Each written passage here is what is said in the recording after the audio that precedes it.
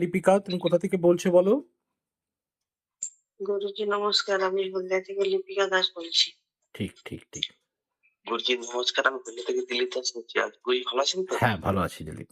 আপনি ভালো আছেন? হ্যাঁ, ঠিক গুরুজি নমস্কার, আমি হলদিয়া থেকে দীপিকা দাস বলছি। ঠিক আছে দীপিকা। ঘুমের চোখ ঢুলুঢুলু করছে তো একবারে। হুম। আজকে অলরেডি বলা হলো যে দীপিকার একটা গলার একটা মালা খুলে গেছিল। সেই মুহূর্তে স্ন্যাপশট প্রেডিকশনে বলা হলো যে পিঙ্ক কালারের ড্রেস ঠাকুরকে পরানো হয়েছে। ঘটনাটি কি সম্পূর্ণ সত্য লিপিকা? একদম সত্য ঘটনা।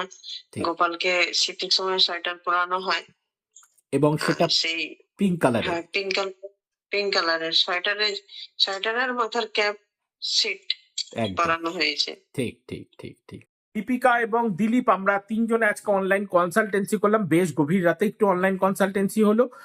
তো আজকে সরাসরি বলা হলো যে বানর এসেছিল এবং কুল গাছের ওখানে খাওয়ার ব্যাপার একটা তত্ত্বকে নিয়ে আলোচনা হলো এবং খুব ইনস্ট্যান্ট তোমার কিছু রিলেটিভস এর নাম নিয়ে কথাবার্তা বলা হলো এবং একটা অপারেশন ওরিয়েন্টেড কথাবার্তা আলোচনা হলো এবং আগেও বলা হয়েছিল লিপিকা তোমার একটা ফ্যামিলিতে বাবার বাড়ির দিকেও একটা মিসহ্যাপ একটা ঘটনা থাকবে, সেটাও আজকে জানতে পারলাম অলরেডি ঘটেছে।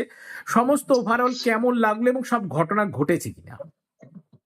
একদম সত্যি ঘটনা। মানে গুরুজি যা বলে তা তো হবেই, মানে অনিবার্য। সেটা তো একদম সত্য। একদম সব কথা ঠিক ঠিক আছে। তোমরা সকলে ভালো থাকো, আনন্দে থাকো এবং সুখে থাকো। জয় মা।